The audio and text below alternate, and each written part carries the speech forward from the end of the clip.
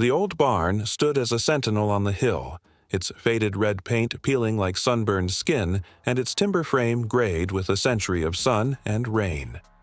It was a monument to a time before cul-de-sacs and manicured lawns, a relic of the farmland that had once stretched for miles. For Elias Thorne, the barn was more than a structure. It was the heart of his family's history, a silent keeper of memories passed down through generations. He was the last of the Thornes to live on this land, a quiet, weathered man with hands.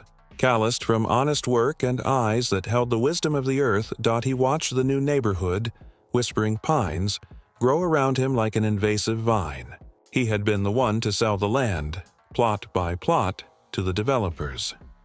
It was a bittersweet transaction, a necessary compromise to secure his family's future, and a silent acknowledgement that the old ways were fading. His own 5-acre plot, where his modest farmhouse and the ancient barn stood, was a lonely island in a sea of new construction and perfect pastel-colored houses. He'd negotiated a very specific clause in the deed. His property was exempt from the Homeowners Association, the very entity that would soon become his biggest headache. The headache arrived in the form of Karen. Karen Monroe was the first to move into a pristine 2-story house with a 3-car garage on a street named Oakwood Vista. She was a whirlwind of manicured perfection, a woman who believed deeply in order, conformity, and the ironclad rules of suburban living. To Karen, Whispering Pines was a sanctuary of pristine aesthetics, and every detail, from the approved exterior, paint colors to the exact height of the grass, was a testament to civilized living. The first time she saw Elias's barn, she recoiled as if she'd seen a rat. The sight of it, its rusty tin roof and the way the wind rattled its loose boards, sent a shiver of righteous indignation down her spine. It was a blight, a shameful blot on the otherwise perfect landscape. She spent the first 3 months of her residency muttering about it to her husband, who was a master of the non-committal grunt, and sending passive-aggressive emails to the nascent HOA board. Her campaign of whispers and emails culminated in a direct confrontation.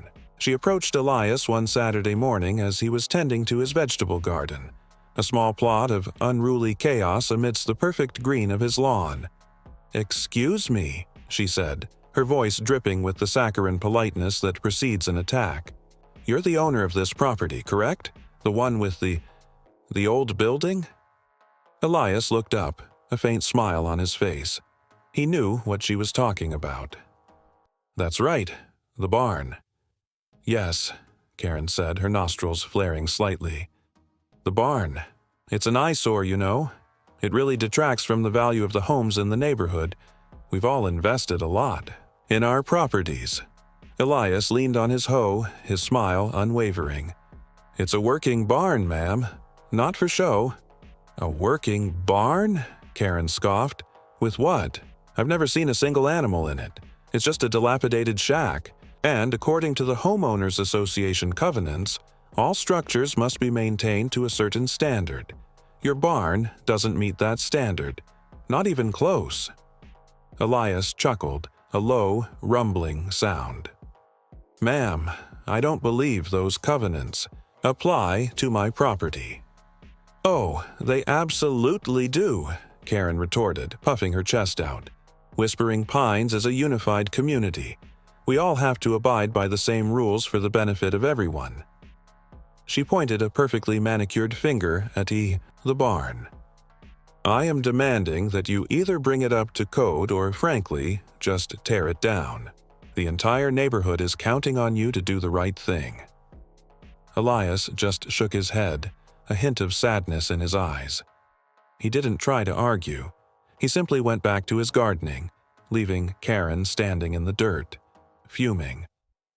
That day, the war for Whispering Pines was officially declared. Karen, now officially a soldier in her own private war, wasted no time. She drafted a formal letter, citing specific clauses from the HOA's hastily written rulebook. She started a petition, going door to door and explaining to her neighbors how Elias's barn was devaluing their investments.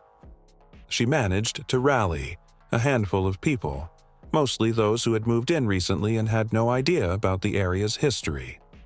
The older, quieter residents who knew Elias either politely declined to sign or simply didn't answer their doors dot the HOA board, a group of 3 men who were more interested in their lawns than in bureaucratic battles, felt pressured. They had been elected largely to manage the landscaping and approve fence designs. This was their first real test. After receiving Karen's petition and a series of frantic emails, they did what any beleaguered committee would do. They sent a formal notice to Elias. The notice was delivered by certified mail, a stiff, officious document filled with legal jargon. It demanded that Elias address the aesthetic non-compliance of his barn and outlined a series of escalating fines if he failed to do so. Elias read it, placed it on his kitchen table, and promptly forgot about it. He knew it was meaningless. Karen, however, was not content to wait for the legal process to unfold. She wanted action. She began taking pictures of the barn from different angles, creating a photo log of its decline. She started a Facebook group for concerned residents of Whispering Pines, posting her photos and asking for advice on how to handle the barn problem. Her online posts were filled with breathless indignation, painting Elias as a stubborn recluse, a hoarder of decay who was deliberately sabotaging their perfect community. One particularly sunny afternoon, a young couple, new to the neighborhood, knocked on Elias's door. They had been convinced by Karen's rhetoric and were genuinely concerned. "Mr. Thorne," the young man, whose name was David, asked politely. "We're your new neighbors. We just wanted to talk to you about the barn." Elias invited them inside, offering them glasses of iced tea. He listened patiently as they recounted Karen's version of events. "We just don't understand," David's wife, Sarah, said. "It's a beautiful neighborhood. Everything is so nice. Why not just fix it up a little? For everyone's sake?" Elias took a slow sip of his tea. "This barn," he said softly, "was here long before Whispering Pines was even a name. My great-grandfather built it. It's stood through blizzards and droughts. It's seen 2 world wars and the Great Depression. It's part of the land, and the land is part of me." He paused, looking out the window at the endless rows of identical houses. "I know it looks out of place, but to me, all those new houses look out of place." David and Sarah exchanged a look. Elias's calm, almost spiritual explanation was a stark contrast to Karen's shrill complaints. They left his house a little more confused, a little less certain of Karen's righteousness. Karen, of course, took their visit as a sign of progress. "See," she told her husband, "they're talking to him. Soon, he'll realize he has no choice. This is how a community works." The pressure mounted. Karen, feeling emboldened, demanded a formal HOA meeting with Elias in attendance. She wanted the board to present him with an ultimatum: either sign a contract to have the barn professionally renovated or face a lawsuit. The board, worn down by her relentless phone calls, finally agreed. To the meeting, though they scheduled it for a night most people would be busy, hoping for a small turnout. They were mistaken. Karen sent a mass email to every resident, framing the meeting as a crucial vote on the future of Whispering Pines. The community center's meeting room was packed. Neighbors who had never spoken to each other sat shoulder to shoulder, a sea of bewildered faces and silent tensions. Karen, dressed in a crisp blazer, stood at the front, a binder clutched in her hands, her eyes burning with the fire of self-appointed justice. The 3 HOA board members sat at a table, looking miserable. They mumbled through the formalities, and then a young man named Tom, the head of the board, cleared his throat. "So," he said, gesturing vaguely at Elias, who sat quietly in the front row, his hands folded in his lap. "Mr. Thorne is here to address the concerns about his barn." Karen stood up, her voice ringing out. "This isn't a discussion," she announced. "This is about a property that is in clear violation of our community standards. I've done my research. I've spoken with our lawyer. This structure is a detriment to our property values and our overall quality of life. We are a unified community, and it is imperative that we all adhere to the same rules, no matter who we are. I move that we give Mr. Thorne 30 days to produce a plan for the barn's renovation, or we begin legal proceedings to have it removed." A few people in the room mumbled in agreement. Most, however, just looked at Elias, a man who seemed so out of place in this modern setting. Elias rose slowly, his old joints creaking. He didn't look at Karen. He looked at the faces in the crowd, the people who had built their lives on his family's land. "I've listened to what you all have to say," he began, his voice surprisingly strong and clear. "And I understand your concerns. My barn doesn't look like the houses you've built. It's old. It's been through a lot." He then looked directly at Karen. "You said you did your research, ma'am. I'm sure you looked at the plat maps and the HOA covenants." "I did," Karen replied proudly. "And your property is clearly marked as part of Whispering Pines." "It is," Elias said with a slight nod. "But what else did you see on those documents?" Karen faltered for a moment, recalling the confusing legal language. I saw that your property was not part of the common areas, but the rules still apply to all homes." Elias smiled, a wry, sad smile that seemed to know a secret the rest of the room didn't. "You're right about that. The rules apply to all the homes. But you see, I don't own a home in Whispering Pines." The room fell silent. Karen looked at him, her brow furrowed in confusion. "My house was here long before Whispering Pines was even an idea," Elias explained. "And so was this barn. This wasn't a development. This was my family's land, the Thorne family farm." He paused, letting the words sink in. He then looked at the HOA board members. "You three, Tom, Mark, and David. Your houses are on what was once my grandfather's hayfield. Your children play in a park that was my family's pasture. The Hiorti, trees that line Oakwood Vista? My great-grandmother planted those 100 years ago." A ripple of murmuring went through the crowd. Karen's face was a mask of disbelief. "My father and I worked with the developers," Elias continued, his voice now a quiet, powerful stream. "We drew up the plans. We decided where the streets would go, where the community center would be built. The name, Whispering Pines, that was my idea too, named for the grove of pines down by the old creek." He gestured to the maps and documents Karen had brought. "The documents you've been reading, the legal papers, I signed those. I was the one who subdivided this land. I was the one who wrote the original deed restrictions. And I was the one who made sure my 5 acres, my family's homestead, was explicitly excluded from the HOA's jurisdiction. I'm not a member of the HOA. I can't be fined, and I don't have to follow your rules. The barn can stay exactly as it is." The silence in the room was deafening.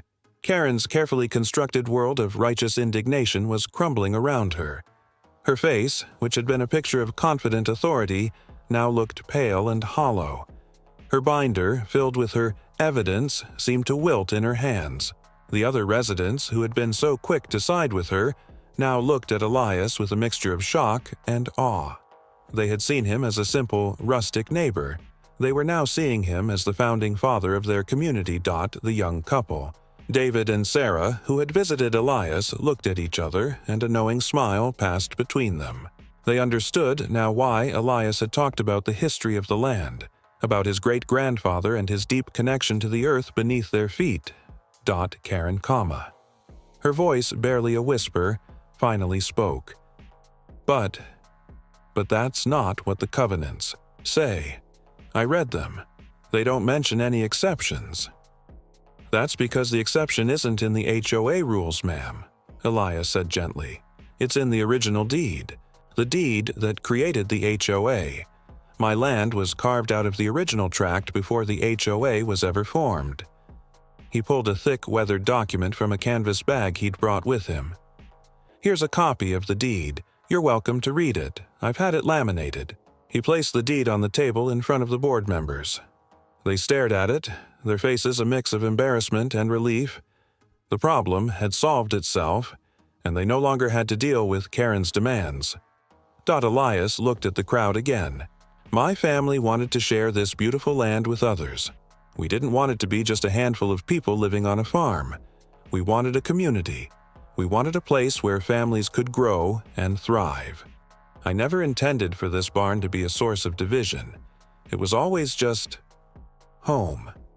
He then looked at Karen, his tone softening. "I understand why you wanted to change it. You want everything to be perfect. But sometimes, perfect isn't what makes something beautiful. Sometimes it's the history. It's the imperfections." The board head, Tom, finally spoke, his voice tentative. "Karen, the board has to, verify this, but it seems Mr. Thorne is correct. His property is outside the HOA's jurisdiction." Karen didn't respond. She just stood there, her hand shaking slightly. The crowd began to stir, people whispering to each other, a new understanding of their neighborhood dawning on them. The barn was no longer an eyesore. It was the cornerstone of their homes, the very heart of the place they lived. The old man on the hill was no longer a stubborn neighbor. He was a silent patriarch. Elias took one last look at the room. "Oh, I'm not trying to cause trouble," he said. "If you all want, I can talk to some people about fixing up the roof, maybe a new coat of paint, but I won't tear it down. Not for anything. It's part of who I am, and it's part of this place. It's where your neighborhood began." He then turned and slowly walked out of the room, leaving a stunned silence in his wake. Karen, defeated and utterly humiliated, was left to face the fallout alone. The people she had so easily swayed with her vision of perfect conformity now looked at her with a newfound skepticism. She had picked a fight with the wrong man, a man who not only owned the land she lived on but who had also, in a very real sense, created the very world she so desperately wanted to control. The war was over, and the old barn on the hill had won. It stood not as a symbol of defiance, but as a quiet, enduring reminder of where they had all come from. The ghost of the Thorne family farm would continue to watch over Whispering Pines, one weathered red plank at a time. The weeks that followed were a testament to the quiet power of a shared story. Elias's revelation had shifted the entire dynamic of the neighborhood. The online group Karen had created, Whispering Pines Community Watch, was now flooded with a different kind of post. Instead of pictures of the barn's decay, there were nostalgic photos of the old Thorne family farm, found through online archives. A local historian posted a long, detailed account of the Thorne family's legacy, their role in the region, and how their land had been passed down for generations. The residents of Whispering Pines began to see the barn in a new light. It wasn't a blight. It was a landmark. People who used to complain now talked about it with a sense of pride. "That's the original Thorne barn," they'd say to visitors. "The man who owns it, he built this whole neighborhood." Children began to draw pictures of the barn, and it became an unofficial mascot for the community. Elias, for his part, found himself a sudden celebrity. Neighbors who had been too shy to approach him before now stopped by just to say hello, to thank him for his family's legacy, and to ask him about the history of the area. He would spend hours on his front porch, a gentle, patient storyteller, sharing anecdotes about the hayfields where their houses now stood, the creek where his brother used to fish, and the specific spots where his father had planted the old oaks. He didn't hold a grudge against Karen. He understood her perspective, even if he found it misguided. He saw her as a product of a world that valued newness and perfection above all else, a world that had forgotten the stories that give a place its soul. Karen, meanwhile, had retreated into her meticulously kept house. The whispers in the neighborhood had turned from her crusade to her defeat.